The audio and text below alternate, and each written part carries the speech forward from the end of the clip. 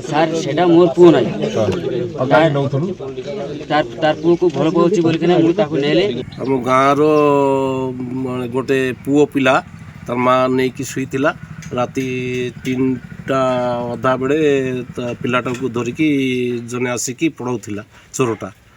ତାପରେ ତା ମା ଦେଖିଲା ନାଇଁ ପୁଅ ନାଇଁ ପାଖରେ, ସେ ହଲ୍ଲା ଚିଲ୍ଲା କଲା ବେଲେ ଗାଁ ଲୋକ ସମସ୍ତେ ବାହାରିଲା ପରେ ପାହାଡ଼ରେ ଆମ ଗାଁ ପାଖେ ଗୋଟେ ପାହାଡ଼ ଅଛି ମଶାନୀ, ସେଠି ନେଇକି ସେ ପୁଅ ଛୁଆକୁ ସେଠି ଛାଡ଼ି ଦେଇକି ମୋଟର ସାଇକେଲ ନେବାକୁ ଆସିଥିଲା ଗାଁ ଭିତରେ।